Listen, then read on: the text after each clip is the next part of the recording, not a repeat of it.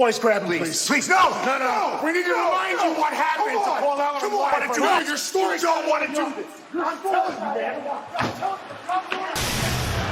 They're about to find out where they are.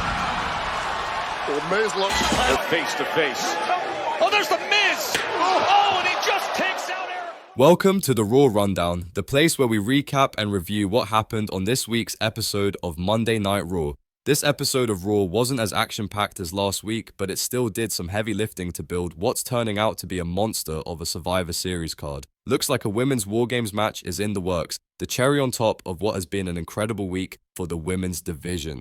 Both bloodlines are actively on the hunt for a fifth member, and the Final Testament are finally starting to resonate with the audience. The Miz really is a star maker, and he slipped into a great position. The Miz has put on an incredible performance this week, making us genuinely believe he was scared of the Wyatt Six, but he pulled the rug from under us and smashed Eric Rowan in the back with a chair, cementing his allegiance with the Final Testament. This has led us to question last week's abduction promo too. The Miz's performance these past 2 weeks has evolved his character yet again, with what looks to be a fresh chapter in his career and another successful heel turn for The Miz.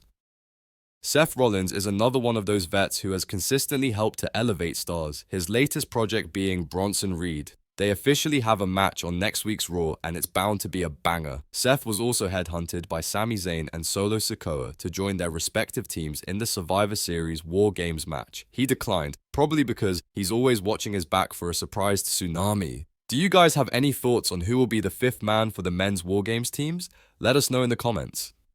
The women's division has been white hot this week. They had an incredible match at Crown Jewel, then an amazing battle royal on Raw the next day, then the women's US title was unveiled on SmackDown, and this week we had the women's tag titles match to main event Raw. Now, it looks like we are getting a women's Wargames match as well. The tag match was a fun match to finish off Raw. They teased the women's Wargames match with a number of female superstars getting involved. We must admit, this booking was questionable.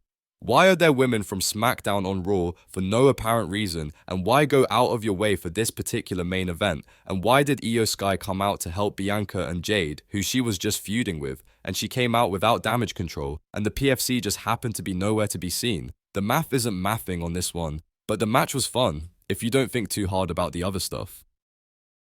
Gunther and Damian Priest put on the promo of the night this week. WWE Creative have decided to show a more tentative side of Gunther to give his character some development. It's not a bad idea, but the execution from Gunther wasn't quite on point. It felt like maybe he should have been given a little more direction on how he was to convey what his character was feeling to the camera.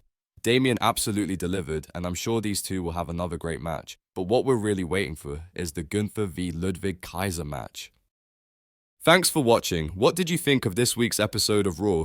Who do you think will be the fifth members of the men's Wargames match? Do you think the women's division is in a good place right now? Sound off in the comments. If you didn't catch the SmackDown rundown, check it out here. We've also prepared a list of the best male wrestlers of 2024. Check it out and let us know who you would put on top. Please like, share and subscribe, and hit that notification bell if you want the rundown superplexed straight to you. Catch you next time.